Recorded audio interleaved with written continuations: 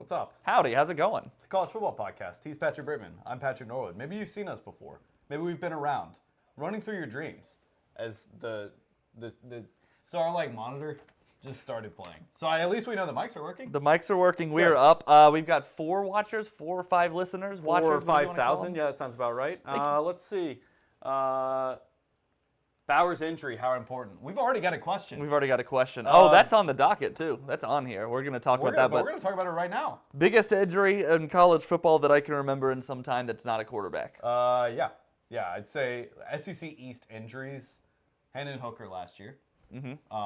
But other ones that come to mind, Percy Harvin was out for a while for Florida. Probably migraines.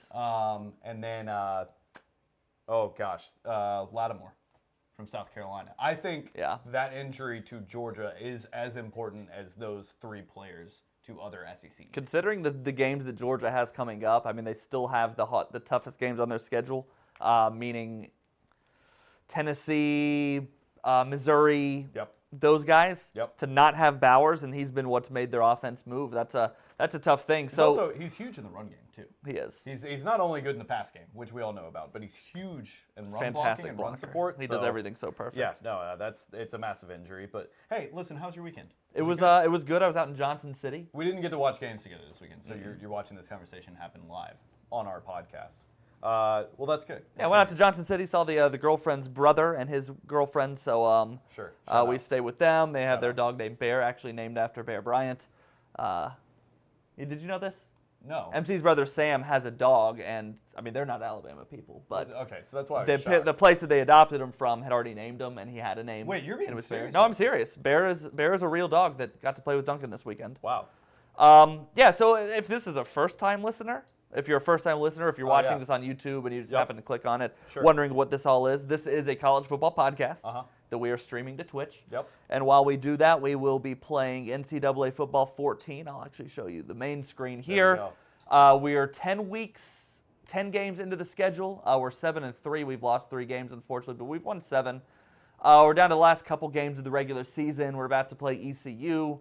And while we do that, we're going to talk college football. We encourage you to hit us up in the comments. Talk ball with us. Chime in. This is a very shout out Tyler for the question, by the way. Thank you, Tyler. Thank you, Tyler. Thank you, Tyler. Tico, this is a very loose podcast. Thank you, Tyler. We need to talk about Baldur's Gate 3, Tyler, at some point soon. I don't know he's playing that. I don't know if he is. It sounds like something he would do, and it sounds like a game that he and I would have spent a lot of hours playing when I was in college. I'm excited to play Baldur's Gate. That's my next game on the list. Other than Spider-Man, of course. Spider-Man. Yeah, Spider-Man's going to trump all of it, but that won't take me long to play and beat. Okay, so it was a great week of college football. Like as far as just scores and game entertainment, this was a huge week for college football. But let's start off. Dive right in. Best game of the week: Washington, Oregon. Bo Nix he played out of his mind. The only player who I think played better than Bo Nix was Penix. Yeah, Penix was awesome. Out of his mind. I knew he was accurate, but I haven't really watched a ton of Washington. So now that I've seen how accurate he is, I see what does make him different. It's just there's this little thing that certain quarterbacks have when they're at that level, where it's just that little extra accuracy. I was so impressed by him. No, he was awesome. He was dynamite. You have here Heisman frontrunner after this game, absolutely. I don't think anybody's going to argue with that at this point. It's his throne and his crown at this point, especially with Caleb Williams struggling mightily. We'll talk about that in a second.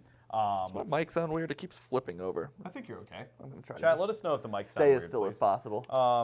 But yeah, no, he was awesome. Washington's defense was okay, not good. I don't think either defense looked particularly horrible considering the offenses they were playing. Yeah, but okay, so I'll ask you, why did Oregon lose this game? It was a game that pretty clearly was going to come down to some final possessions, and I just realized that I have a 1st and 20 because I didn't realize that it didn't switch over. No, it was going to come down to the final possession, and Washington just got the best of them there. There was a little bit of play calling down the stretch on those final possessions that you could probably be upset about if you're an Oregon fan, if I remember correctly. I think Lanning really lost this game for Oregon. They had a chance to punt at the end of the game and really pin Washington's offense deep. Now, I understand Washington's offense was moving the ball quite well. Yeah. But if you have a chance with a lead on the road to pin somebody deep, you do it. Of course. And instead, they ran a bad 4th down call. Oh, no. It's already started. It's okay. They ran a bad fourth down call, and it didn't convert. Parker here, Oregon coaches cost that game 100%. Okay. Also, instead of kicking 2 field goals, Lanning decided to go for it on fourth down twice in the red zone. See, these are the things I didn't see watching the extended highlights. So you have 6 points that are on the board there. They would have been huge, a huge 6 points going into the end of the game, and then the decision not to punt. I hate to see that for Oregon. I hate, Parker said it when he was here this week. I hate that game was decided by poor coaching and not by play. Yeah. Right. So basically what happened between Oregon and Washington is they just sort of switched spots now in the national stage, because Oregon going into the game, I looked at the ESPN FPI playoff percentage. They had a 40% chance to go to the playoff, and Washington was roughly around 20-ish. Yep. And they flipped. So now ESPN's giving Washington a 40% chance to make the playoff, which is very high at this point of the year. Yeah. And Oregon about 19.4. I say that to ask this. There's a lot of one-loss teams that we're going to be talking about. One-loss teams that can still make some noise. And Alabama's one of them. USC is now one of them. There's a lot of teams like that. There's a path, at least in my mind, is the one for Oregon to kind of get back into this thing. I think the Pac-12 is on a high enough level where there are still some marquee games that will put you back in the committee's eyes, I suppose. I think there's that, and I think there's also a lot of that conference can eat each other. Yeah. Right? And that's something that we need to keep an eye on too.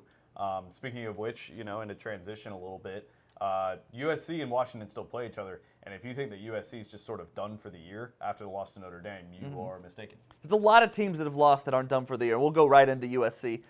They were destroyed, though, by Notre Dame. They did a lot worse for their cause than Oregon did. Yes. 48-20 is going to be a hard score to look back on, unless Caleb Williams just plays completely out of his mind. You can look at this as like a one bad weekend. He had three picks things. But 3 interceptions for the first time in his career. And he was not just like a reason they lost. He was perhaps the main reason they lost, which was so shocking, because I think if we had gone into this week saying like Notre Dame beat USC, you'd go, oh, well, clearly USC just gave up a ton of yards because it's a Lincoln Riley team, but they only had 250 yards, Notre Dame. Yeah, no, it wasn't like Sam Hartman just was, playing like the NFL caliber quarterback that everybody said he was preseason. It wasn't that at all. It was the turnovers. The play 5 turnovers for USC. The play calling was really shaky at times in that game too. I won't say bad. I won't say it was disappointing or anything. It was just a little shaky, and it looked like Williams just never got in a rhythm, never got comfortable in that game. But I don't know what to make of that. That's not a normal Lincoln Riley team loss. Usually when they lose, it's because Caleb Williams put up 500 yards, but they gave up 501 yards. You know what I mean? So that'll be the Trojans still have Utah. I think Utah's this week. They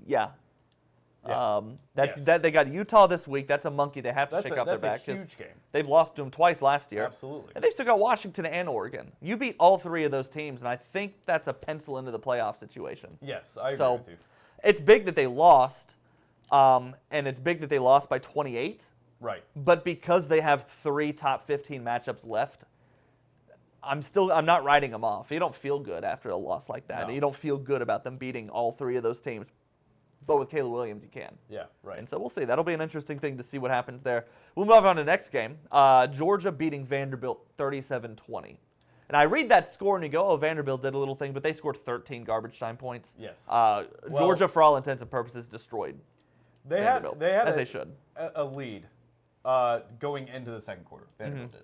Which I think made a lot of people sort of sit back and go, oh my gosh, is it? No, it's Vanderbilt. No, it's not happening. Would it have been funny? Yes. Did Vanderbilt cover? Yes.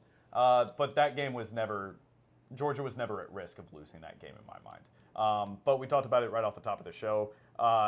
Bauer's injury is huge. That's the main storyline. That's the reason I put it on the main part of the docket, because you can't understate an injury like Brock Bowers. I mean, like I said, from a non-quarterback standpoint, obviously losing your quarterback is a bigger deal for every team in the country. But from a non-quarterback standpoint, he is a top probably 3 or 4 important college football player in the country. Absolutely. For what he does with for the team and the plays he's able to make, and he bails them out so often. Fantastic touchdown drive. Thank you. You settled me down. You settled UAB down. We just needed to get in a rhythm, and we're fine. Yeah.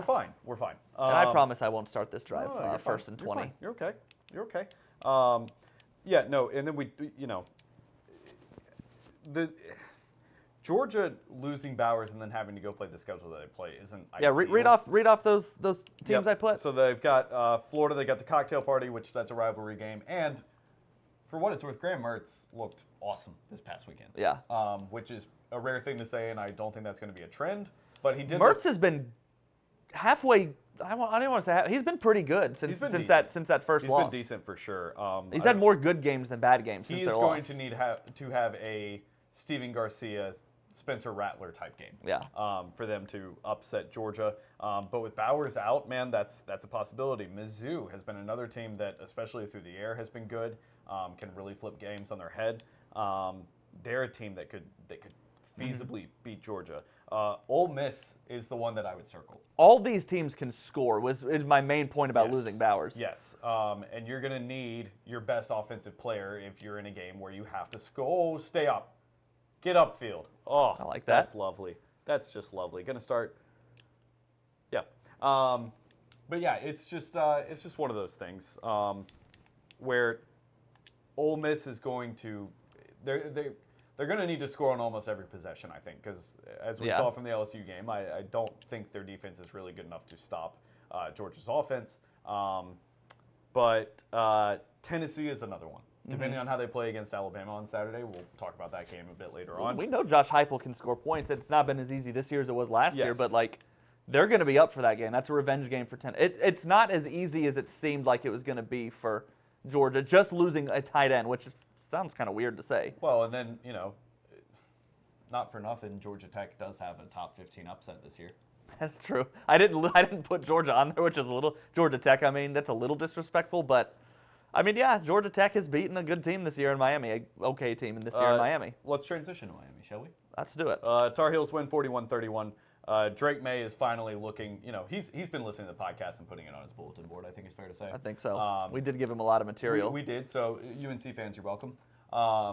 But he's finally looking like the quarterback. There were several throws the other night during that game where he just could not miss. He could not miss. It's all, I mean, Tez Walker was, that's a big deal. I didn't realize that it was going to be such a big deal. Yeah. That they got Tez Walker. Huge for them. And I think you got him. That's 6. That's 6. Tutter. All day. Hey, Coach, great call. Thank you. Great call, Coach. Yeah, he's a massive part of that offense. I think it helps relieve some of the pressure on the other receivers as well. I think it was one of the receivers that clearly Drake May was most comfortable with. I'm very interested to see sort of where Miami goes from here. Yeah. I really wanted them to come out and sort of. And now, granted, UNC started pretty slow. They did. Miami was outplaying UNC, I would say, the entire first half. UNC was out of sorts. And then it was just that third quarter where they put up 21 points and Miami was turning the ball over. Now, Tyler Van Dyke made one of the best throws I've seen this year, staring down a blitz. And, I mean, he put the ball on the money. The problem is that Drake May came out in the third quarter and did 2 or 3 of those. Yes. And Miami was rattled, and they never got back in it. No, they didn't. I'm disappointed in Miami. I'm disappointed in the way they played that second half. I'm obviously disappointed in the loss to Georgia Tech. I wanted them to keep winning. I wanted this to be a 3-horse race in the ACC. I did too.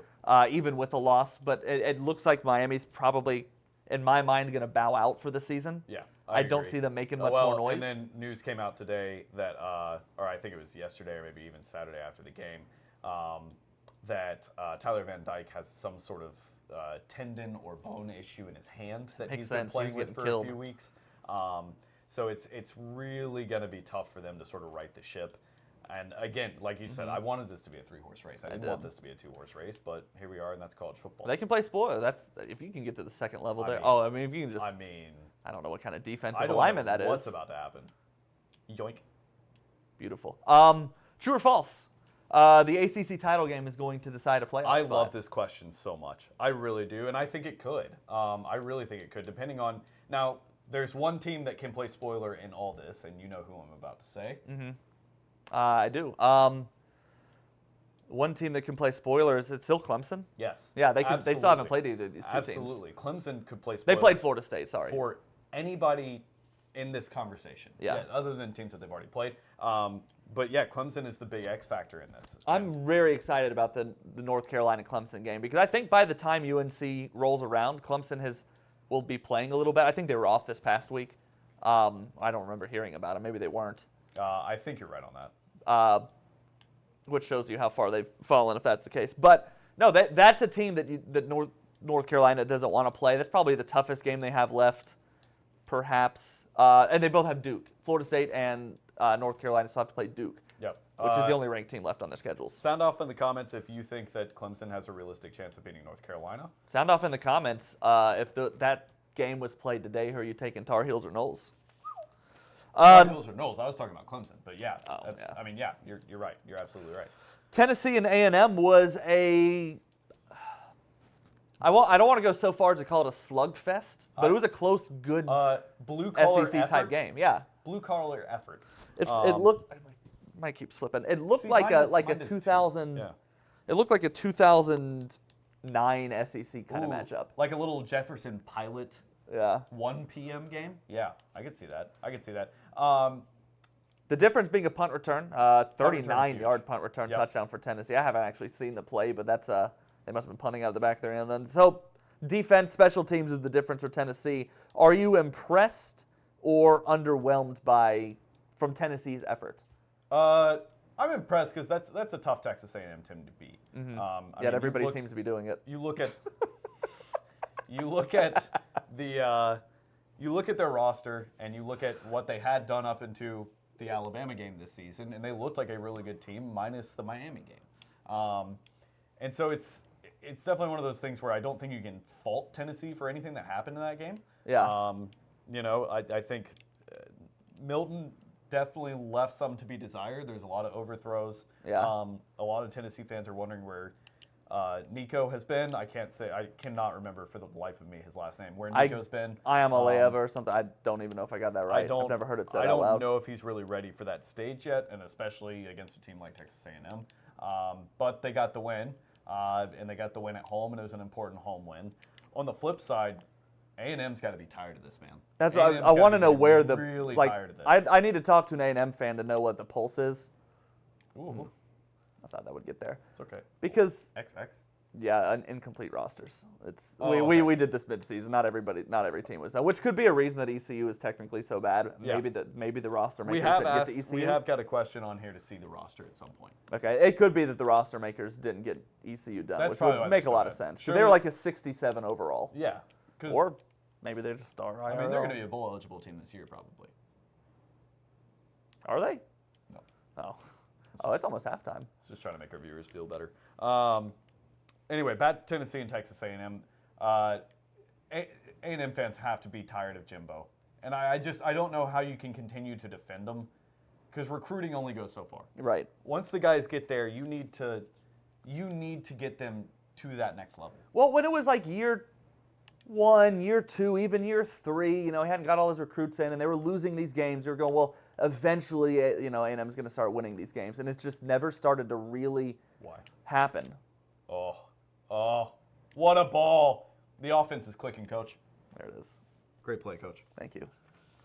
The fans have been waiting and waiting. They had that one COVID year where they won 10 games and finished in the top 5 or 6, and since then it's just been 6-6, 7-5, 8-4. Leaving so much to be desired. Lots of good teams, lots of good defenses wasted with substandard, results. Oh, look at that. Oh, he's off to the races as he's getting tackled. Anyway, so I don't know. I mean, Jimbo's a hard guy to fire. He's like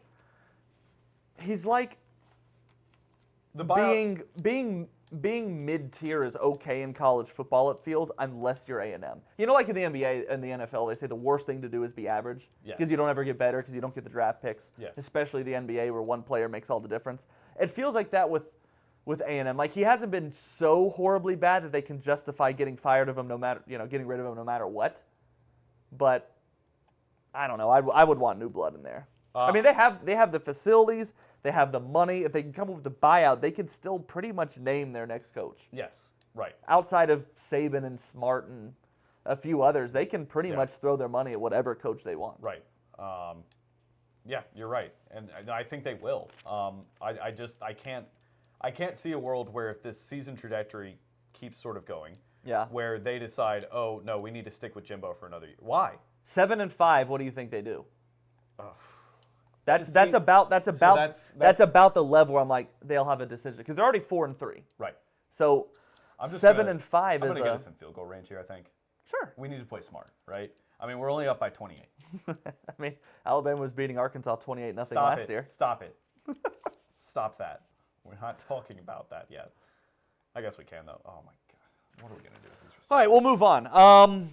We gotta talk This about game was not close, but I'm going to get to it because it's next on the list, and that's LSU destroying. Is there Auburn. a back to this? There's a back. Look at you. Okay. Front and back. Go for it. Yep. Nope. Go for it. LSU 48-18 over Auburn. I don't want to break it down too much because we know what LSU's offense has been doing. But basically, LSU had nearly 600 yards of offense, and I want to talk more about Auburn because there was a moment there where they were looking like they had a little bit of momentum with 3-0 start. Yes. But now that we're in league play, it's been really bad. Auburn's bad at football this year. They were bad at football, and I didn't expect them to be good. I didn't expect them to be good. After their first 3 games, I didn't expect it to look like this. And after they played, let's face it, they played A&M really close to a half. They did. So through 3.5 games, Auburn was I don't want to say decent-looking team, but they weren't a bad-looking team. They were more dangerous than I thought they'd be. But really, the quarterback play and the offense has just hit a wall in league play. I mean, that's what it is. They can't find the end zone. They can't find guys. They're only getting about 100 yards, 120 yards a game for their starting quarterbacks.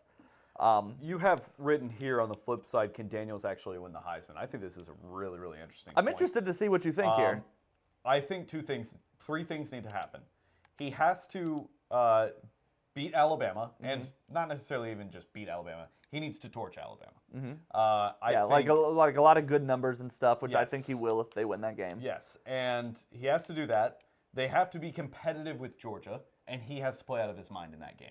Did they get them regular season? No. Or this being a potential SEC in the title? Event that they beat Alabama, they then need to beat Georgia, and he needs to, or play well against Georgia, and he needs to be a huge part of the reason why they play well, right? Yeah. And then the third thing that has to happen is Michael Penix has to completely fall apart, which could also happen. It could happen. It's the Pac-12, and crazier things have happened. If Caleb Williams can win the Heisman last year, losing to the same team twice, I mean, Jaden Daniels can win a Heisman if he upsets Bama in Tuscaloosa. We've seen that's a tried and true formula to winning a Heisman. Yes, absolutely. So, I think he can. I think a lot of things have to fall in place, and I won't say he controls his own destiny towards the Heisman like a lot of guys do right now. He probably doesn't. You're right about that. No, I mean, I think at this point Penix does with the play, with the teams he has left on the schedule and the numbers he's putting up. Yes, agreed. I'm going to the end zone here. I can promise you I'm just going to. I mean, it's open. You got it. Dog. Easy. Absolute dog. Easy game. Absolute dog. Thank you. Great play. There is a world where he can. It's just things need to fall his way a bit more. Sure. A team I've been interested and excited to talk about this week is Missouri, and I've never done this before. I've never been excited to talk about Missouri. But they beat Kentucky 38-21, which on its head is not really a game that really elicits a lot of feelings in me. But just the fact that 2 weeks ago we were talking about Kentucky as this is a good team. This is a good top 25 team. I think you and I were both premature. I think the country was premature on Kentucky. Sure. Is that fair? Yeah. They got destroyed by Georgia. Now they've lost to Missouri pretty handily. I'd say so. Yeah. I'd say that's fair. But Missouri is a team, like Clemson, I don't want to play right now. And you know who does without their best player? It's going to be Georgia. Tennessee still got to play Missouri, I believe. Yes. Missouri's got, I'm sure I put them on here. They've got Tennessee, they've got Georgia, they've got Florida. They've got good games left on their schedule. And I think they win at least one of those. Florida being the most likely, but... I do too. I think there's a world where they could upset one of the teams that nobody really thinks they're going to beat. I think they're strangely a team that not a ton of people have really talked about or looked into. But they're, this is, if you are a Missouri fan, this is sort of your peak, right? After the teams that went to the SEC title game, this is going to be the mountaintop for Missouri, right? Am I wrong in that? No, you're not. They can go to, they win all 3 of those games, and they're playing somebody in the SEC title game. Yeah. No, I don't think either of us think that's going to happen, but it could. Crazier things have happened. No, the big thing is that they got the win despite a pretty lackluster effort. Bad game from Luther Burden. He only had 15 yards. What's crazy to me is that I just picked up this first down. Is that week by week, my perception of Kentucky and Florida flip, right? Yeah. So Kentucky shells Florida. And I'm like, man, Kentucky's actually pretty good. And then after this week, I'm like, oh, man, Florida's not bad, right? maybe Florida's the team we need to be looking out for. And Lord knows what's going to happen next week. I thought Kentucky was going to be great. I really did. I thought Crazy that this was going to be changed during the season. A big shot. Well, you and I always talk so to the point, to the moment, that like sometimes we're just wrong. Sometimes. Not you though. Not always, but no, sometimes. Usually never. I didn't watch this game, but Stanford did a little something on Friday night. Buddy, I did. Were you up watching that? Oh, buddy, was I? Yeah, no, it was a fantastic game. Oh gosh. Here. Their receiver, I don't know who it. I cannot. Yeah, he's got a long name. Oh no, Patrick. No. Oh no. That's the house. Wrong. No. Oh no. Yeah, it is to the house. Block in the back. Block in the back. I'm sorry. That's on me. Hey, it's all good. Listen, we've said this on the pod a few times when we want to say bad things about Colorado. Flip the screens over. No, yeah, nobody got that look anyway. Thank you for reminding me. Yeah. We've said this on the pod multiple times, but like, no matter what Colorado does the rest of the way, they have outplayed the expectation that we had set for them, and they've outplayed where they were last year. Sure. Yep. So it's a success. Yes. But did we move a little too quickly into crowning Colorado as something that they just aren't? I don't think we did that. Yeah, sure. I think there was a lot of talk in the country on that, and I'm not saying that we didn't necessarily do it. I just don't think we were not ready to sit there and say, oh, they've got it all figured out. This is not even a contender, but this is a good team. Yeah, I mean, they were like it's very solidly a top 25 team 3 weeks ago. Yeah. I mean, very solidly, like anybody in the country would be like, yeah, I mean, Colorado's a top 25 team. They're playing like it. Right. But now they've, I don't know why I'm throwing. They've been losing. They're in danger. I mean, you look at the rest of their schedule, and I should have put it on here. But really, what they've accomplished this year is a close win against TCU, who is, I think we have a hurt player. That's our quarterback. Or no? That might be Wide our running receiver, back. maybe? Close win against TCU, who is now 4-3. That's our running back. Close win against Arizona State. Yep. Close win against Colorado State. That's their season. Yes. And they've lost three of their last. My question is, they could conceivably lose the rest of the games on their schedule. Yes. Absolutely. Yeah. How would you think of Colorado if they don't win 2 more games the rest of the way? I mean, that's what Vegas predicted them to do. Right. I like that's they have literally met the expectation at that point. I think now if you're asking me on the field, that's what I'll say. Off the field, they've exceeded expectations. They are not a laughing stock. No, they're set up. Dion is recruiting well. They are still in the headlines despite name another team that's lost this many games and is still in the headlines week by week. They're achieving what they've wanted to achieve this year, and Dion has said it time and time again. This is the last time we're going to be this bad. You were in your bag today after the pick. That was sick. A lot of times those don't sneak in this game, but that was a solid one. But yeah, I think I think they've achieved everything they've wanted to achieve off the field. It's on the field where they're still struggling. They're certainly set up for the future. Yes, absolutely. I mean, they're going to recruit in a way that a team like Colorado hasn't recruited in decades. So since they probably won a championship in the 90s. I guess that brings us to the Alabama game. One thing I will say, Stanford's wide receiver had 249 yards between halftime. 30 minutes football. And overtime against what is the perceived best defensive back in college football. That's a statement game. Which is nuts to me. Also, Travis Hunter's hurt, so I don't buy too much into that. Sure. But also, Stanford's not good. I thought this was. I definitely thought that was a quarterback run, not a wildcat run. We're just gonna let this go to half. Let the troops get some rest. All right, Bama 24-21 Arkansas. I will admit going into this that I watched the entire first half, and then everything I've seen in the second half is like one of those 20-minute extended highlight videos. So you're gonna have to help me out through this, but like pretty much every game Alabama's played this year, aside from MTSU. Tale of two halves game. And I'm tired of hearing it, I'm tired of saying it, but that is more true this week than any other week so far. Yes, big time. So before I go to my first discussion thing, just how are you? How are you feeling after the, I guess, scare that Arkansas gave? Saturday, during the game and after the game, I felt a lot worse than I do now, especially having watched the replay. There were a lot of things in that game that I don't think are emblematic or going to be repeated. There was a face mask on a 3rd and 16 that would have stopped a drive deep in Arkansas's own territory. Mm-hmm. There was the play where Terrion Arnold for whatever reason, decided, I think it was genuinely just I need to get my hands on him and somebody will come help me, and then nobody ever came. Help never arrived. But decided to wrap up KJ Jefferson super high around his shoulder pads. Jefferson got loose. Coverage at that point had broken down because people were running to help on the blitz. And it just wasn't... those aren't things that I think are going to be factors that we look at and say, oh, this is happening all the time. Like, yes, there are penalties abound with Alabama this year. We know that. Yes, that is emblematic of Alabama. How many of them have been on the defense, though? Most of the time where it's been... Mostly the offensive line, occasionally on the defense. A bat-breaking defense. The only thing I take from that game that really terrifies me is the left tackle position. It's not even really the whole offensive line anymore. That is a worry. It is genuinely the left tackle position has been, oh my gosh, has been so terrible. And that's the thing that is the most concerning. Jalen Milroe had some overthrows, but in the second half. But at the same time, a lot of that was play calling. Why is Alabama not running the ball on some of those drives anyway? Now you get into the fourth quarter and it's clear you're trying to kill clock and not score. Then you have to start throwing a little bit. And I said that to the people we were watching with, but there was one drive where Alabama ripped off 5 straight runs of at least 6 yards, threw it twice and kicked a field goal. And I don't know how you get there. I don't know what game you're watching if you decide that is your best option. Oh my gosh, he's terrible at throwing on the run. I'm going for this. This has been my worst drive of the game. Do your thing. But yeah, I don't think those things are emblematic. I don't think those are going to be patterns, other than the things that we've seen all year that are already patterns, if that makes sense. I'm going to change up my question here that I had written down. Terrible drive for me. So 3 straight years.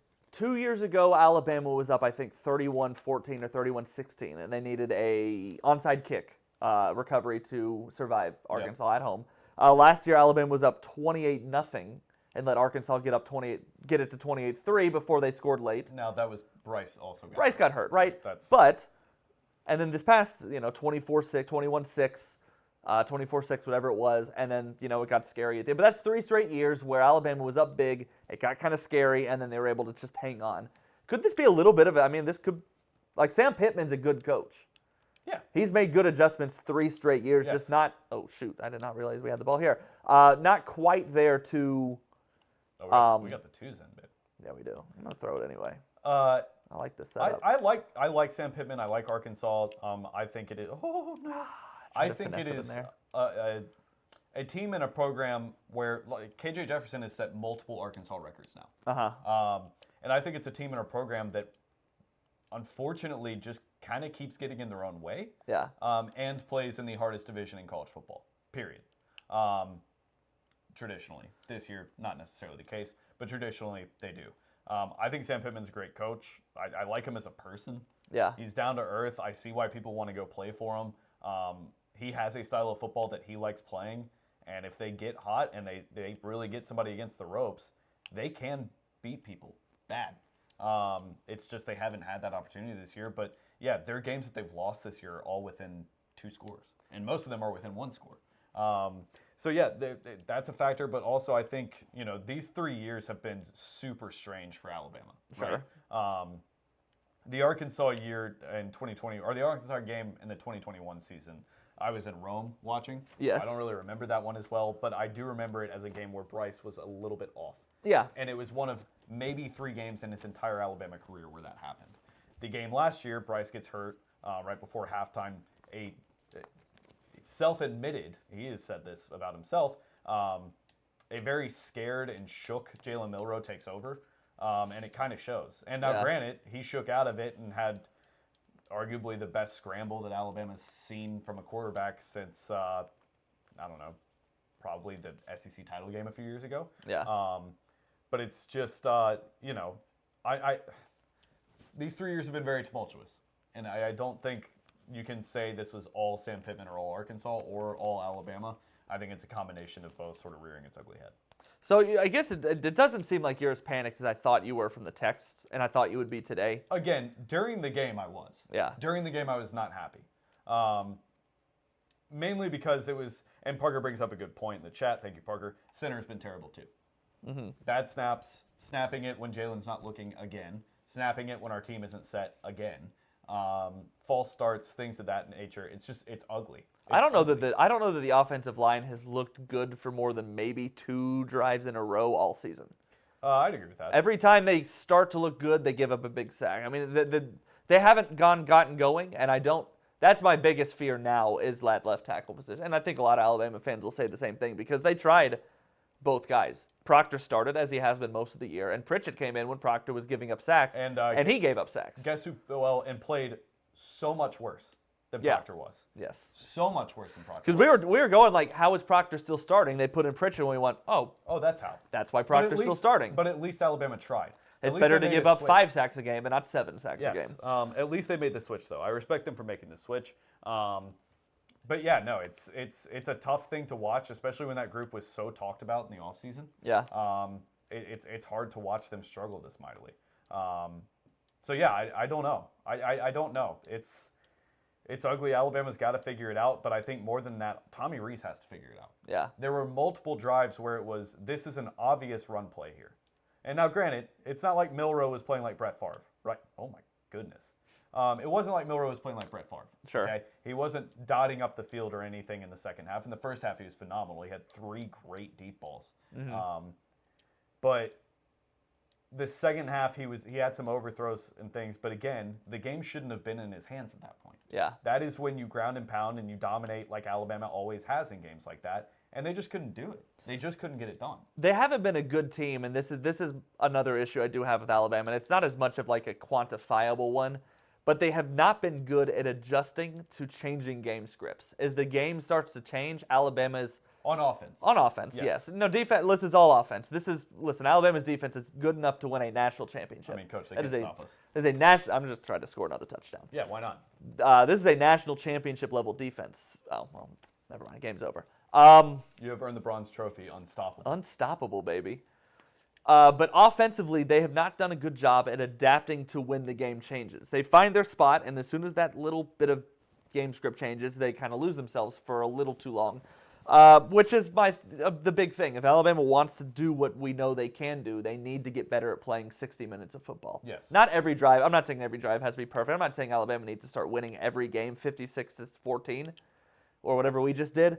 But, like, what I am saying is that they have to stop playing a half of football and expect to beat the teams that they're going to need to beat to make, Tennessee this week, which we'll get into in a little bit. But they're going to have to start being at least a 45-minute football team. Going to have 45 minutes of football instead of 30 every week. Right. And if they learn to do that, they'll be playing Georgia, is basically the way I see it. And I think they can. They can. I don't think it's out of the realm of possibility to say that they're going to an SEC title. I don't think anybody who listens to this podcast think that's an outrageous thing to say.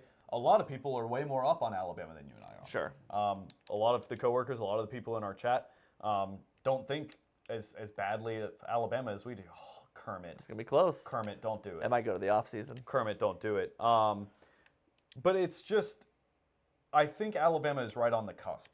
And I think what Alabama needs more than anything right now is a bye week. Mm-hmm. They got one more week till the bye. One more week till the bye. Tennessee, then the bye, right? And Saban talked about it. Saban talked about how terrible practice was this week. Yeah. This is not something that should shock anybody that Alabama played down to their competition this week, given everything that Saban said. If you go back and look at his press conferences, he told you what was about to happen. I think Alabama got a little complacent, which I don't know of an Alabama team in your fandom that hasn't at some point gotten complacent. Yeah. Had one of those games, right? 2009 is an undefeated team. They get complacent against Tennessee, and they need Rocky Block to win it. They got complacent against Auburn because they got a lead and then needed a Roy Upchurch touchdown in the last 2 minutes to win it. Right. No, every team's going to face adversity. Bama's handled, since the Texas game, they've handled all of it. The 2020 team had a letdown game against Ole Miss, nearly lost. Yeah. Now, granted, that team is one of the best offenses Alabama's ever put out on the field, so they kind of figured it out. But no, I think you and I talked about it a little bit earlier. I think this is never going to be one of those Alabama teams that just goes out and dominates somebody. Yeah. And if it does, everyone in the country should be scared. I thought that's what we were running into Saturday after the first half. I did too. I don't want to even go look at some of the texts I was sending because it was, I was like, I think we were justified in saying it, though. We were. I don't feel like anything from that game. I mean, our defense was that good. Defense looked that good the first 2 drives of the second half too. It's just they were on the field so much that they got gassed, they got exhausted, and that was that. So is there credit to be given for the way they were still able to close it out, or is it they just okay? Yes. I think showing poise and moxie, I think that's a huge part of college football. I mean, they're 18 to 22-year-olds. They did need multiple first downs to run out the clock, and they did get them. At the end, they got them when they needed them. They did. It wasn't pretty, and they were still doing it throwing the ball, but... I didn't love how it happened, but it happened. We're going to learn a lot about Alabama this upcoming week. All right, let's go over a couple more games. Just rapid fire. Rapid fire. From last week. Just whatever you think about it. We talked about this last Thursday because we were there on Tuesday. Coastal Carolina, 27, App State 24. That was a great game. It was a lot of fun. That's why I put it. Fun game. Fun. Florida State 41, Syracuse 3. This one was never really close. The next 4 games kind of all, I put asterisks by 3, but they're all like... There are 4 top 10 teams that all just kind of hummed along, and we're getting that mid-season thing where Ohio State and Penn State and Michigan. I'm not saying anything by saying this, but 3 of those teams are Big Ten teams. Yes. Just yes. Humming along. Didn't have to play Arkansas. Because, by the way, Purdue, UMass, and Indiana, I think would all get shelled by Arkansas. Yeah. But I digress. So would Syracuse. Ooh. There's no way to turn upfield in this game. No, there isn't. Hopefully they fix that in the next one. Guys, fix that in the next one, please. Those of you who are watching. Pitt 38, Louisville 21. Louisville finally lost. Yeah, I was excited about Louisville having a good season and being a good team, and then they did what they needed to do and beat Notre Dame for me, but beyond that. You have Utah 34, Cal 14. Is that Utah being good or Cal being bad? Probably more Cal being bad, if just off the top of my head. I think so too. But Utah's only got 1 loss, and they're still a player in the Pac-12. I'm not discounting them yet. Duke 24, NC State 3. I don't have anything good to say about NC State. That's my whole thing about this team. They're nothing good to say about them. You can't lose a Duke 24-3 if you're NC State. You just can't let that happen. This next one hurts. Washington State scored 6 points against Arizona. That made no sense to me. Who scored 44? That made no sense to me, but that's the thing. Sometimes we just... The Pac-12 does this. Decide how we feel about a team before we know all the facts. Well, and the Pac-12 does this to us a lot, right? Yeah. How is Rice 7-3? I don't know, but... On what planet are we playing? This defense is a lot better than what we just faced. I'm having trouble finding things open. You had Iowa 15, Wisconsin 6. Good night. Yeah. Iowa is 5-6-1 right now? Yes. And has looked... like, they're so good on defense. They're not out of it in their conference. Dude, they had 6 first downs again Saturday. Yeah. 6! I would be so ill if I was an Iowa fan right now. Like, you have the defense you've been dreaming of. And you have for 2 years now. And it just doesn't matter because no one takes you seriously on offense. And your offense has gotten worse as the year's gone on. Granted, McNamara's hurt, and I get that, but... Florida 41, South Carolina 29. That was a hell of a football game by Florida. I mean, Florida really stuck to their guns and came out of Columbia with a win, which is not an easy place to win in October or at any That was a big win for Florida. Season. Florida's... Just ask Tennessee. It's not easy to win there. Money. Oh, my Money. gosh. That's just a big football player. See, the thing is, you take the controller, and you're just dotting them up around the field. And then I take the controller, and it's just 3 or 4 inside gives, a read option, and let's bust them over the top deep. Well, don't go back and watch our YouTube video of our stream from 2 weeks ago then, or maybe last week. Whenever we lost to Charlotte. It was last week. Because I lost the Charlotte game. That's okay. I lost the Mississippi State game. It's fine. All right. Get off me! Sorry. I'm sorry. I'm mad. I was looking down. He didn't get hurt. Ready? Look at that. Sorry. Not the biggest slate of major games, as you can see on our list up here, but I mess that up every time. But I'm going to have you pick some of the spreads. Okay. Alabama, -8.5 against Tennessee. I think that spread might be right on the money, if not a little inflated. Neutral site, since this is a home game for Alabama, neutral site would say it's about a 5-point Bama favorite. I think that's more in the realm of possibility. I think 7's actually a better number, and I think it will start climbing. It started at 7. It's gone up a little bit. It's gone up. See, that surprises me. I will say I think this is a good matchup for Alabama. I think that when Tennessee is successful, it's because they run the ball very, very well. And there has not been a team this season who's been able to run the ball well against Alabama. Arguably the most talented running back in the SEC had, 35 yards in the Ole Miss game? Yeah. I mean, nothing. So that's a feather in the cap. It all depends on, now, granted, Tennessee's defensive line and front seven really got after Texas A&M good on Saturday. They're playing at home, so there's that aspect to it. And as Alabama saw, Texas A&M's line sort of broke down midway through the game in both of the last two contests, but it broke down midway through the game, not the entire game like Alabama's has been. Sure. So this is going to be a really interesting contest. I think it really is going to depend on which quarterback plays better. And from what I've seen from Milton and Milroe, I think I'll give the edge to Milroe, especially at home in that one. And again, this is a revenge game for Nick Saban, which he does not like losing. Look at you adjusting on the fly. Adjusting on the fly. I didn't like how I was clipping over it. So yeah, that's where I stand on the Alabama game. What about you? No, I'm glad. Thank you for bringing it down. I did want to talk a little bit about this one. On paper, I would probably have Alabama winning this by 10 or more. On paper, but if there's ever been a game that, in my opinion, of the last few years, maybe even of the entire Nick Saban era, where I think this game will not be played on paper, and you know the old adage, games aren't played on paper. But yeah. With the emotions and both teams still being in the hunt in the SEC and the revenge factor, and it's at home and the crowd's going to be going. I'm going for this. Go for it. We're laying it all out there. This is going to be an ugly, hard-fought, tweetable, moment-by-moment type of football game, and I don't see either team pulling away. So I don't have I have Alabama winning. I do not have them covering. Look at that dot. Absolute dot. So yeah, I've got Alabama winning probably by 4 or 5 in this game. I don't have them winning by more than 8, but I do have them winning. So I will not have them covering just because I think it's going to be such an ugly football game. I don't have them covering. I want you to know if they do cover, we are smoking cigars. Sure. I'm down with that. Okay. It's an old tradition. If you're not an Alabama or Tennessee person, you probably don't covering. know. If they win, we're smoking. If they win by 1, if they win this game 3-2, I'm smoking a cigar with you. This is this is a make or break game for both programs. We've never gone this long without a win against Tennessee in our friendship. Gosh. Yeah. So hold on. Yeah. So I think this is a make or break game for both programs right now this season. I really do. I think that. Sure, I think Alabama's probably got a little bit more to play for. I don't even want to say that. Nice drive. They have more to lose, in my opinion. They have more to lose. I just think this means a little bit more to Alabama this season. I think last year was a huge year for Tennessee getting this win it was. in Knoxville. And I think if Alabama wins on Saturday, this is going to be a huge sort of moving on from what a lot of people will consider a very, very awful time in Alabama football history, even though that was a 10-2 team. Yeah, it's a monkey on their back. So yeah, I think I'll take Saban in a revenge game. I'll take Alabama at home. I'm not sure I'm going to take them to cover, but if they don't cover, I think they're just barely going to miss it.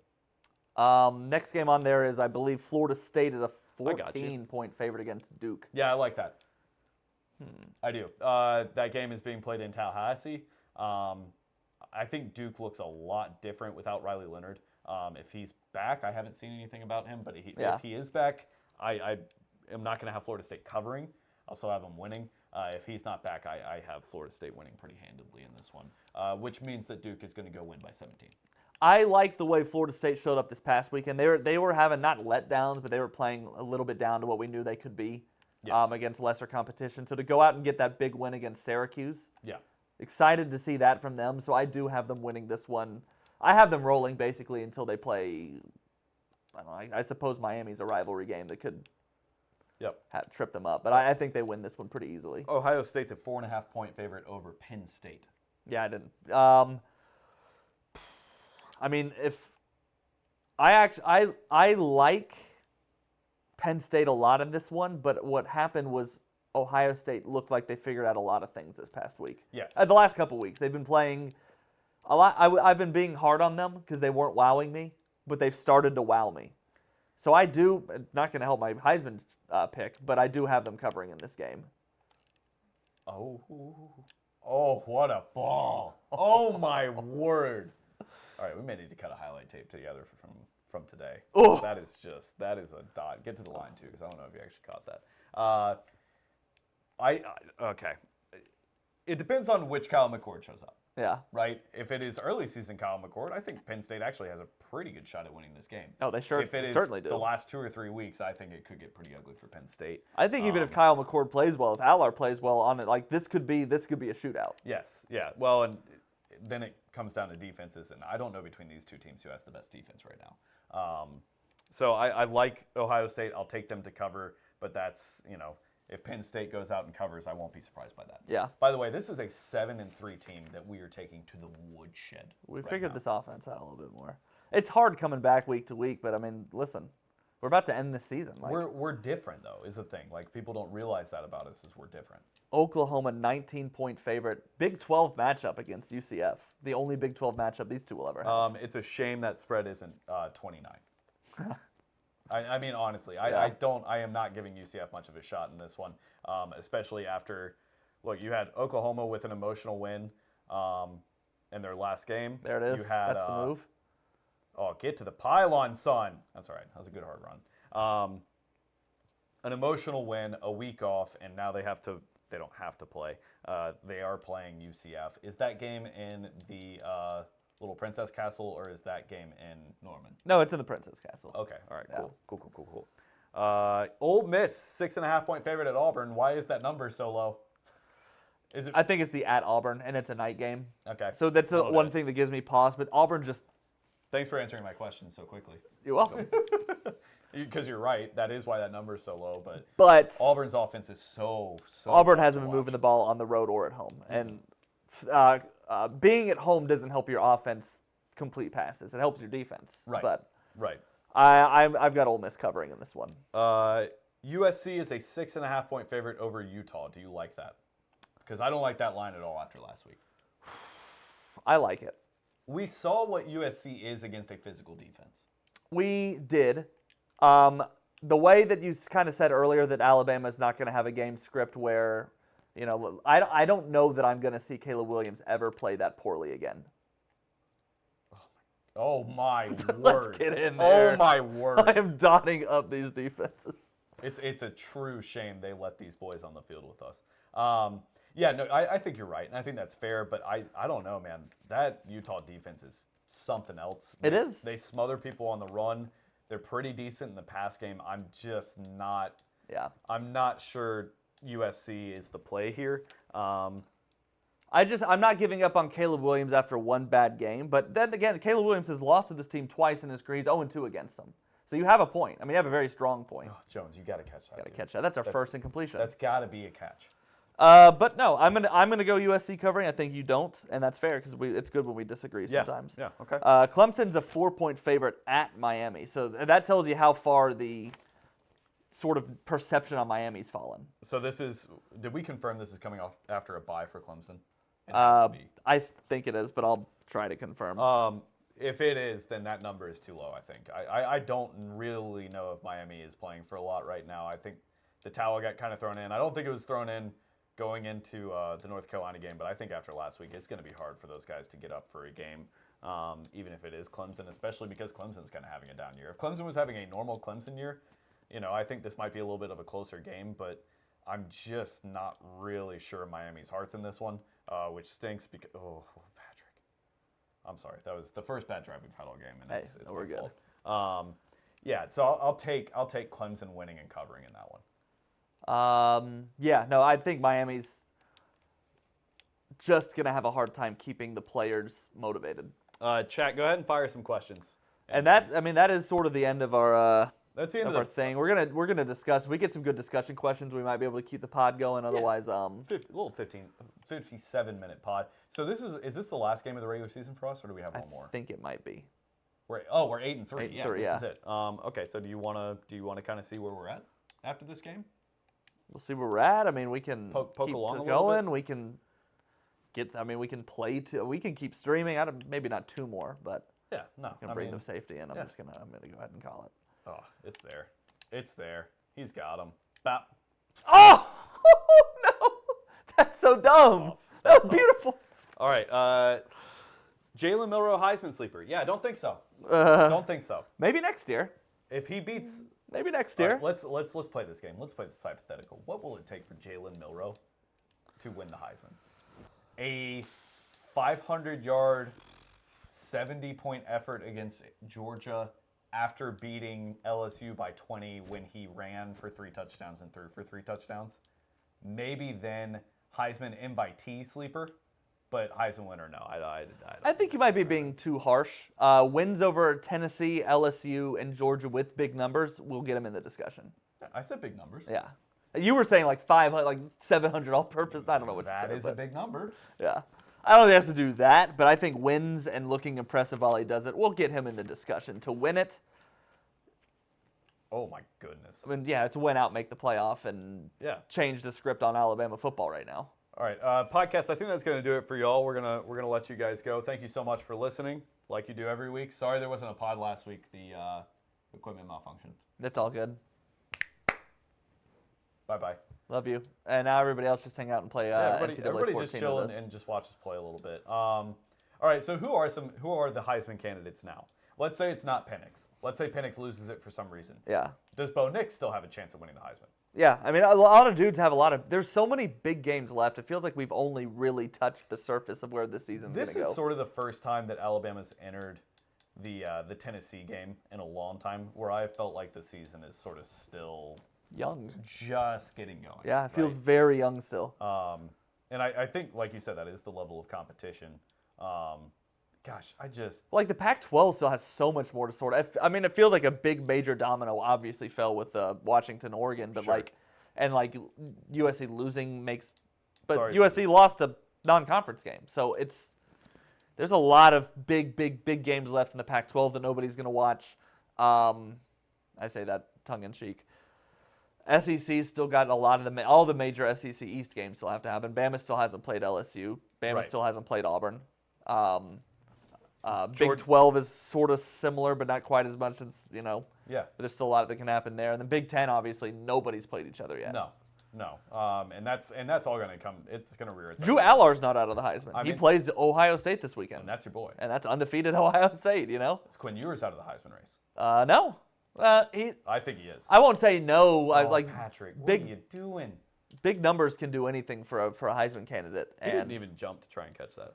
More seriously, is Shedeur still in the discussion for the Heisman? No. He's very, very, very solidly out. You can't lose to Stanford and then still expect to win the Heisman. Ladies and gentlemen, Jade Norwood has just walked into the room. Hi, Jade. Hi. Where'd you go? Do I debut? Do I unveil my State Fair shirt? Yeah. On the Twitch stream? I think that's what you do. Yeah. Yeah, we're done with the podcast anyway, so now we're just kind of streaming and hanging chilling. out. What we got? I found this for $7 at a J. Crew outlet. Jade Norwood's State Fair shirt. I don't think they can see that from there. I'm not going to lie to you. You guys should look at it first, though, too. Okay. So we got the oh my gourd. Oh my yeah, that's gourd. really good. All right. Did you find this or did you seek this out? It. That's was- the perfect It find. was 70% off clearance. Yeah, that's a score. It's a steal. That's not just like a fair shirt though. That's like a fall shirt for That's you. just a Like you wear that for the next 2 or 3 or 4 falls. iconic Jade Norwood shirt. I Yeah. also got more gourd socks. Parker, no, I don't think that Shedeur can win the Heisman even with big numbers. He lost to Stanford. And he lost the 2 biggest games on his schedule. Yeah, and the rest that's another good point. Is the rest of their schedule? There's not really a whole lot that's sexy that would give him, even with huge numbers, would give like. I mean, they'll play Utah, I believe, still, but like. I think Milroe has a better chance than Shedeur. I would say that. Does Quinn Ewers have a better chance than Shedeur?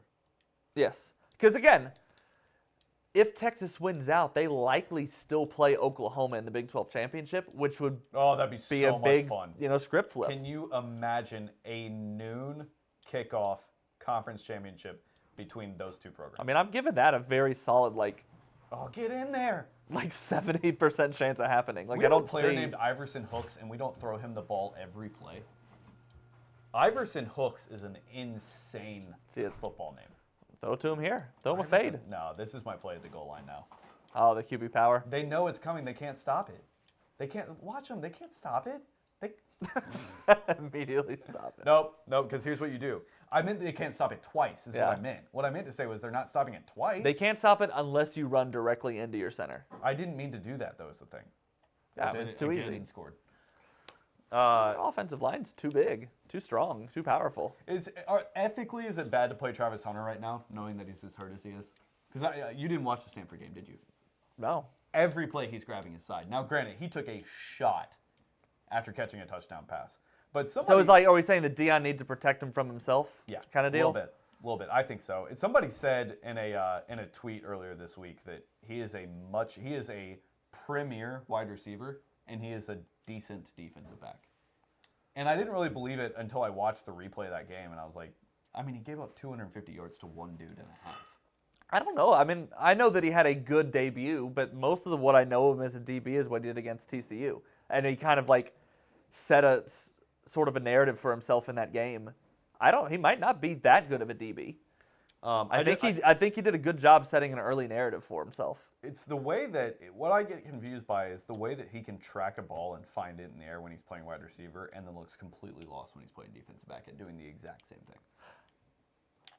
thing. It's like strange. Yeah. Yeah.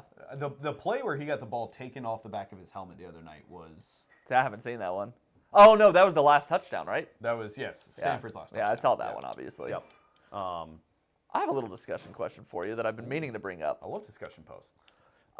Okay, let me phrase this the right way. Just no. Yeah. That's grounding. I forgot about grounding. Oh, man. Oh, so no. dumb. Oh, intentional grounding. The worst quarterback to ever live. Sitting on my couch. I forgot you can't just do. I have to leave the. No, I don't know what the play this is either. Don't even look at it. I should have done that. It's 6. It's 5 wide, and I'm gonna just go 4 verts. It's 6. 6. Yeah, nobody was open on that play. I know. Oh, and the first down marker's gone down too. Okay, no. So let's pretend that Bryce never got hurt last year, right? And the season went the way the season goes, with that being true. But okay, so there's still a loss to LSU and Tennessee. Sure. Okay. Don't focus on that part of it. Okay, all right, go ahead. But let's say Bryce never got hurt, so we never got the A&M Milroe game, which means we never really got a good look at him. And it started because we were talking about Anthony Richardson. Where did the hype come from? He wasn't a mega recruit. He wasn't a super he wasn't like a huge high school senior 5-star that came in. So hold on, let me finish the question. Yeah, sorry. So I think what happened there was Florida did a good job talking him up. Could Alabama have done something similar, provided we never had any film on Milroe yet? With Milroe coming into the year, we're like, hey, this dude's got all this. He's got the tool because he has every tool that Anthony Richardson has. He does. The Anthony Richardson hype did not start in the offseason. Where did it come from? Emory Jones got hurt in a game, and Anthony Richardson came in and threw for 250 yards. And everybody kept saying, why are we not playing him? And then Emory Jones got benched for Anthony Richardson, and he had a great last 2 or 3 games. But I knew about Richardson before that, even though he wasn't I mean, yeah, I'm not saying you're wrong. It's just. What I'm saying is, could Bama have conceivably drummed up a lot of hype for Milroe? You know how teams will just kind of start the folklore Heisman about buzz, players before. Because he has eye test. He is insanely good. Obviously, this is me getting into a discussion that I was going to have with you at the end of the season, but we'll have it now because you're asking me this question. Sure. I think the way the coaching staff handled the Alabama quarterback situation this offseason after the spring game was the worst way you can handle it. It was atrocious. Ever. It was atrocious. Everything from basically right after the spring game to week 3, the USF game, was handled horribly by the coaching staff. To not only not pick a quarterback, so every guy is constantly looking over his shoulder, but to not then immediately say, well, Jalen's our guy. Then to go back even further and say it's a springtime competition, the spring is over, and then you bring in a whole nother piece to the offense. I think it was handled horribly, and I think it set Alabama back at least 2 or 3 weeks into the season. I would agree with you. I think it's very obvious in my mind the coaching staff just wanted Simpson to win the job. And when he wasn't ready, because not every quarterback is ready within 2 years of leaving high school. And by the way, Jalen Milroe is not old. No. Jalen Milroe is a very young quarterback. He's in his 3rd year. Simpson is in his 2nd. And not every quarterback that ends up being good is ready his 2nd year. Remember Joe Burrow when he first got to LSU? He wasn't ready to be the superstar he is. Remember Mac Jones? I'm not comparing Simpson and Burrow, but you know what I mean? Simpson's way better. Right, but I think it became very obvious that they wanted him to be that guy this year. Right. Because it's just worked out for us so many times in a row that way. Yes. Where when it didn't, we just didn't know how to, you know, we begrudgingly let Milroe be the starter, and we're just gonna see how far that goes. I think it was this handled offseason. poorly. So I think that's more of the angle I would take that question than did Alabama's media team not do enough job? No, I'm not even asking if they did a good enough job. I'm saying had we never had film on Milroe, could we have given the same amount of like Milroe propaganda that we got with Anthony Richardson? I think no, because it was all propaganda with Richardson. The spring game was so bad by Milroe. The spring game was so bad by Milroe. Yeah. He wasn't it. So I think we would have been as hesitant as we were, if not more than, because even during the Arkansas game last year, there were flashes where Milroe was great. I'm calling a play that I never call in this game, but I'm just doing it because we're up 32. I used to run this in like the first NCAA I ever played because that is always open. Yeah. That is either him or the tight end because you're forcing that outside linebacker to choose. Look at us getting into X's and O's. Look at that. On this college football podcast. Just there's no reason to ever throw it on the one in this game. Jade, what's your college football question we should answer on the pod? What time is our game Saturday? 3:30. Good question. Oh, right. It's always 3:30. It's Tennessee. Yeah. Yep. I wish it was the night flex, but it's not going to get that this year. No. Is it? I thought it's always at 3:30. Not always, because a lot of years Tennessee was just super bad at football, so they wouldn't put it at the 3:30 slot. There was, I think, 2 years when we were in college, it was the night game. Yeah. If they played like they did the first half, they can win the Natty. Yeah, I told Brick the same thing earlier for us. If Alabama plays the way they did in the first half on Saturday, they can win a national title. And by the way, I think they can steamroll some teams too. Yeah. The problem is they haven't shown us that they can do that yet. All right, here's a hypothetical that I want to go through with you. Alabama loses to LSU, beats Tennessee, loses to LSU, and then you have a 2-loss Alabama going into the SEC title game against Georgia. Do they have a shot to win that game? So LSU needs to lose another game. So LSU would lose to probably A&M. And they would go, and you're asking if they beat Georgia with 2 losses. No. No. Not if they beat Georgia. Do they beat Georgia? Or are they completely checked out because there's no shot at a playoff? No, I think spoiling Georgia would be enough for them to get up for. I'm not going to predict, especially a Bama team that loses to LSU. I'm not going to predict a win there, but I don't think that motivation is going to be. Look at that, Holt Bennett. I don't think that motivation is going to be a factor regardless if they make it to that game. They could lose 3, and even if they still snuck in, I think they would have as much motivation as they need. We got the ball back somehow. Score again.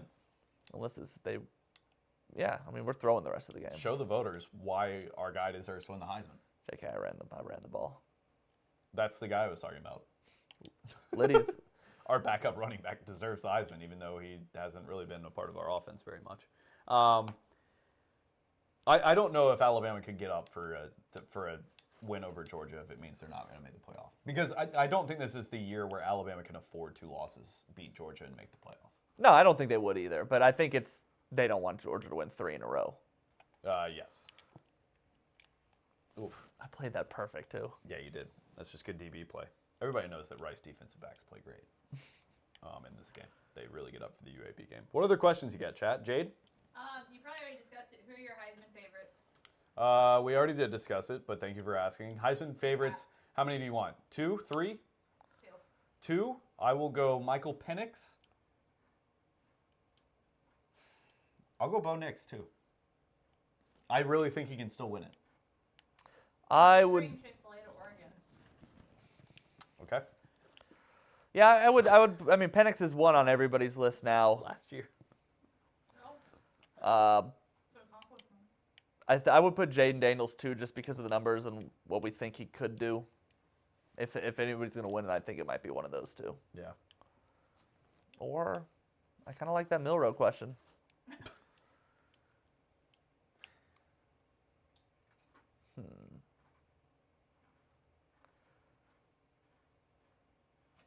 I don't know who you throw it to here. Somebody will get open. Oh, he's there. Oh. I don't know what I was looking at there. It's all right. 59-10 is still a good score. Oh, no, it's 3rd down. You're fine.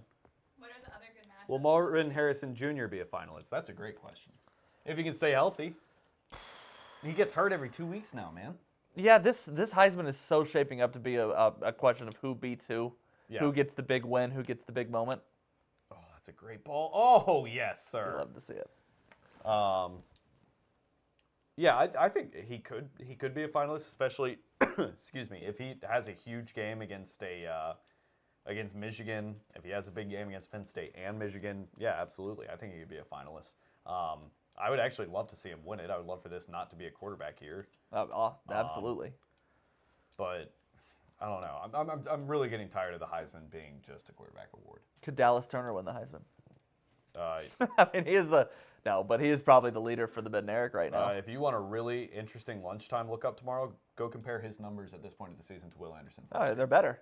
They're not just better. They're a lot better than last year's. Yeah, they're a lot better than last year's. Now, granted, it's about what Will Anderson was doing 2 years ago when he was the quote unquote best player in college football. Yeah. I don't think that.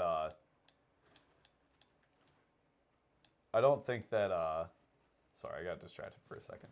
Why? What are you eating? Who are the only two Pac-12 QBs to be finalists in the same year? J.K. Sorry. Oh, that was the. Oh yeah, no, Brick, answer this. This was the Aflac trivia question during the Washington-Oregon game. If you get this. Well, see, now it's making me think they asked it specifically during the Washington game, so it's going to be at least one of those quarterbacks. Like, it could be like a Mariota, Jake Browning type deal. But I'm not going to go that far yet. Okay. I will give you 5 more seconds. Oh. It was 2 quarterbacks from the 1989 season. Oh, really? And one of them I had never heard of. Okay. I can't even remember who they were. But it was one of those where Forrest and I sat there and did the same thing. Like, oh yeah, Mariota, and I guess that would have been Washington's quarterback. And I even had the thought that it might be Harrington. Yeah. And somebody, but nope. It was 2 dudes, and they were and that was before they even really had a finalist. They just voted on the winner. Does Forrest even remember their names? Yeah, Forrest. Without looking it up? Does he remember the other guy's name without looking it up? Hey, you got 40 seconds to get a touchdown. You want Coach wanted to win? We wanted 70. Well, then we're calling a timeout. Yeah, we want 70. Because Dilfer's pissed. That looks so much more like Bill Clark than it does Dilfer. I think it probably was supposed to be Bill Clark. Where is Bill Clark now? Hanging out. Didn't he have heart problems? Yeah, he had health issues. That's why he stepped down. Man. I mean, he wasn't UAB wasn't going to do anything with him because Coach, there's nothing I can do with these boys. I'll say this. I love UAB. I love UAB's football program. Same. They were so cool over there. Big time. Good folks. Shout out some people over at that program. I mean, Bill Clark first and foremost. He was always very well. It's very, when you cover Alabama especially, but Alabama and Auburn football, it's nice to have a team like UAB that remembers your name. Troy Aikman and Rodney Pate. Ugh. Where did Aikman even go to school? I'm trying to remember that now. I was I didn't even think of Aikman as big or Pac-10, I guess Jay, it would have been. Do you know that for a fact? Or are you just saying things? I know that for a fact. You're getting robbed on these touchdowns. I know, that's 3 drops in a row.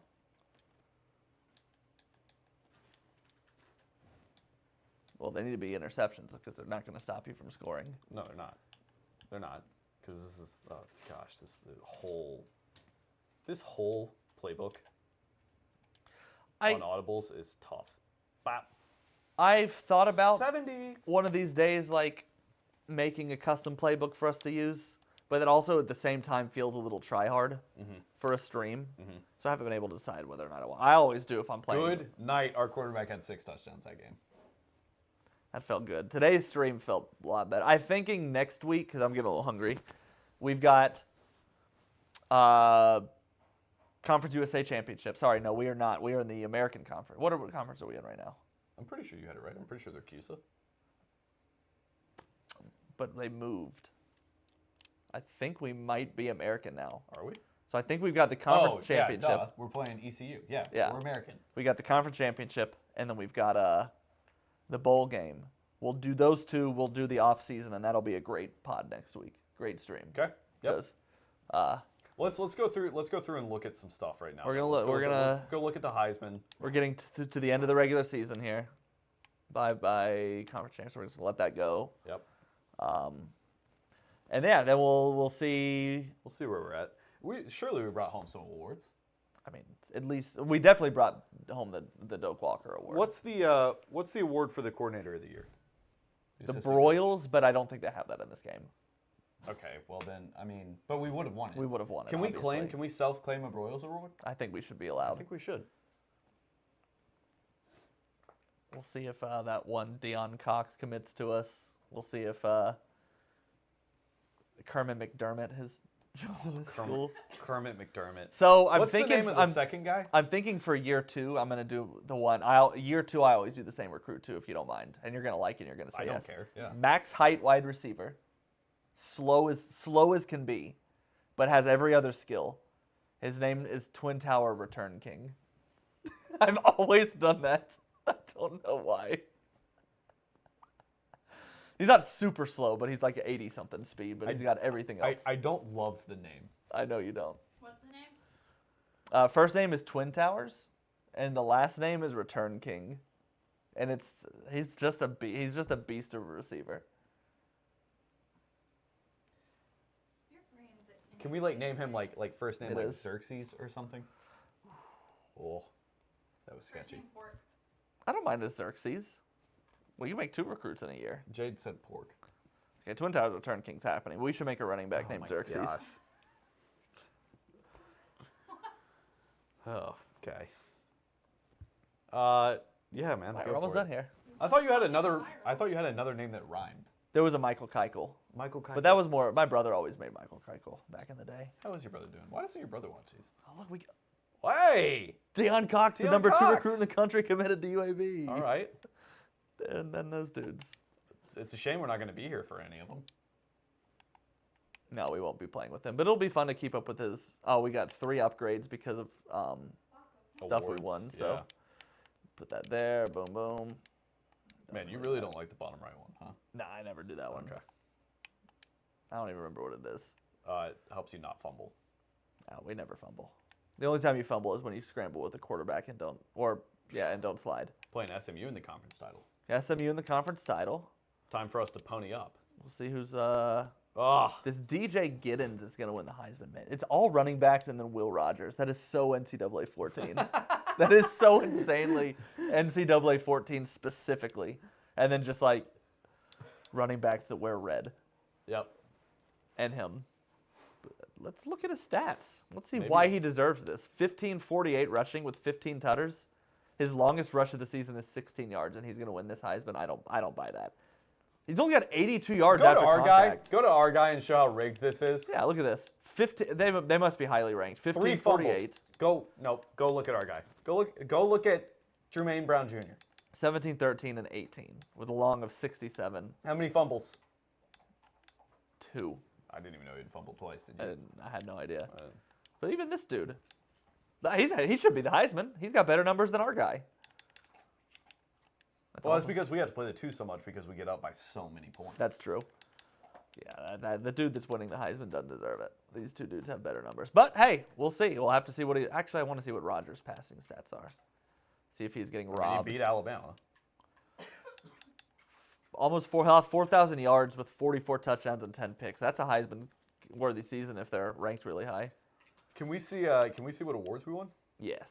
Or I Although guess we they- won't they have it technically in- we they won't have- technically win yeah, them until. Yep. See, but Kansas State is number 2 and going to play for a natty Yeah. if they beat Texas. Yep. So really, it's going to come down to this game here, if he wins the Heisman. Yeah. Oklahoma lost to Number after, 1 versus after number 3 beating us. Who'd they lose? Washington and USC playing for the Pac-12 title is awesome. Look at this one. Look at that. And they're not playing for their conference title. This would be a great one to mod in a playoff, but Yeah. we're not doing all that. No. Because that would be a That's lot perfect of work. playoff right there. Yeah, it would. It'd be super fun. Undefeated USC, but Caleb Williams not a Heisman finalist. We'll look at the award finalists, though. We're not going to win the Maxwell. We'll come in 3rd. There's Penix. Patrick's a good little year, but He's no Will Rogers. yeah, I want to see what he did. Caleb Williams. I think I'm just going to tweet that out tomorrow from our podcast page. I mean, yeah, Michael Penix is good, but he's no Will Rogers. And just let the world crumble under our feet. There we go. That's our major Walter award. Camp, That's our sir. major award. Sure. Yeah. Sure. Dude, who is this? Never heard of Eugene him. Asante? Never heard of him. Me either. I can't believe our guy's not on there for the way of Brian. I'm not going to lie. I feel like he's kind of getting robbed. I mean, we've thrown a lot of picks with them. I mean, See if he's even in here. He's not even in here. Oh, boy. You can tell this is a video game because Iowa's quarterback is in the top 10 for the Brian Award. No Blitnikoff. That makes sense. Yeah. No Mackey for sure. A lot of times when you sim a lot, you'll get like these awards. Yeah. Yeah, there we go. That's what I meant. When you sim on defense, like one of your guys almost always wins the Lombardi just because of the sim stats it gives you. Well, we play less time than everybody else is playing, right? I don't know the best. I just do whatever the guy tells me online to do. That's why we lost 3 games. We'll look at the college football playoff rankings, see if they're different. They are not. So we're getting robbed is what I'm seeing. Yeah. UAB's not even mentioned on here, which is BS. BS. UAB versus committee. 8-4 North Carolina and 8-4 in Tennessee are up there. Anybody else have anything to say? Are we feeling good right now? I think we're good. Can we see how our coaching, like, isn't there a way to look like how your coach is being perceived, by the way? Yeah, we'll see what our grade is. I like to do this a lot, sort of at the end of the year anyway, to see if there's like, yeah. So we're seen as a good coach. We got 100% job security, and I mean we're C+. That's pretty good. We're getting hired by a big time program next year. Yeah, that's best in the conference. So once like, now, do you want to go be an OC at a big program, or go ahead and take over as head ball coach at a small one? I would like to do 1 year at a good school. As OC? Yeah, okay. I always liked. I mean, but we'll have to see. We'll have to see. We'll see what deals come along. Like Mike Houston's getting fired, so like that head coaching job could end up being offered to us, which would be hard to turn down. Boston College would be a fun team to play as. If we turn down the East Carolina head coaching job, Forrest is actually going to riot. And then he would come over here and tell us about why losing Quincy Radar was the worst thing that happened. I'll be honest. I don't know that I'm ready. I don't want to jump onto ECU in year 2 in this, and like I want to do another year as OC, but we'll see. We'll see. Look, we're gonna have to see what happens. What jobs. Here, go to offensive coordinator over there. Let's see which OC is gonna get hired or fired. I mean, it's usually the ones we'll fill are like the OCs that go to higher jobs. I see. But we'll see the ones that could get fired. Like usually ones on good teams don't end up getting fired in this game. But Ohio State was down there in the 30s, by the way. Man, ECU's about to clean house, bud. Arizona State's down there. Heck yeah. Should be good. So next week we'll find out who our second team is. Okay. Yeah. Okay, let's see. Donnie K definitely getting fired. He's so old. I'll take your word for it. I don't know anything about him. But I mean, yeah. Just ask if Forrest can talk about him for hours. Yeah. Okay. See y'all. Bye. Love you. Bye.